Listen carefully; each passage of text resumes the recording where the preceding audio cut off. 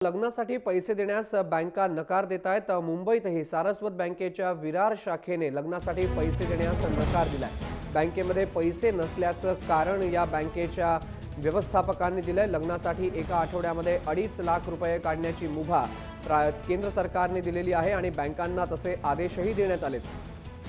मात्र सरकारच्या आदेशाला बँका हरताळ फासतानाच आपल्याला पाहायला मिळतात। विरार शाखेमध्ये 2.5 लाख रुपये लग्नाची मागणी करण्यासाठी गेलेल्या एका ग्राहकाला बँकेच्या मॅनेजरनी पैसे मिळणार नाहीत असं म्हणत बँकेच्या बाहेर काढलं आणि त्यामुळेच सरकारच्या आदेशाला बँका कशा हरताळ फासतायत हेच आपल्याला पाहायला मिळतंय। पैसे असून लागलं म्हणजे मग पैसे भेटत नाही आम्हाला। आणि एक वेळेला मच्छीला गेला तर 500 पैसे गेले त्यांनी, तर मग करायचं काय? हातात पैसा आहे कोणाकडे आता? आणि बँका अशी दोन चार्ज देतात, आम्हाला चार्ज पुरणार आहे का? हॉस्पिटलला मी पैसे भरायचे, मला 20,000 रुपये कुठून मी भरणार 20,000 रुपये? तुमच्या हॉस्पिटलचा प्रॉब्लेम आहे का? हा, मग मला भरायचे ते पैसे।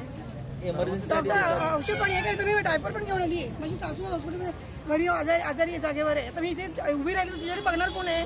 आता मला तिथे जेवण द्यायचं, मी मोबाईल पण आता मी आले विसरली।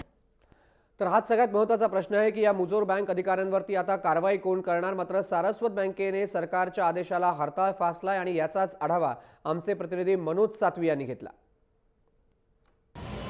1000 आणि 500च्या नोटा जेव्हा व्यवहारातून बंद झाल्या त्यानंतर सरकारने ज्या नोटी बंद झाल्या त्यानंतर बँकांमध्ये लांबच लांब रांगा लागल्याचं आपल्याला बघायला मिळतंय आणि सरकारने अशा प्रकारे जाहीर केलेलं आहे कालच की जिकडे लग्न कार्य असेल त्या लग्न कार्यासाठी 2.5 लाखापर्यंत रक्कम ही बँक देऊ शकते। मात्र सारस्वत बँकेकडून असा कुठलाही निर्णयाची अंमलबजावणी होताना आपल्याला बघायला मिळत नाही। सारस्वत बँकेच्या विरार पूर्व शाखेत अजिबात पैसे दिले जात नाहीत। लोकांना फक्त 4,000च्या वर पैसे दिले जात नाहीत, त्यामुळे नागरिकांमध्ये प्रचंड नाराजी आहे।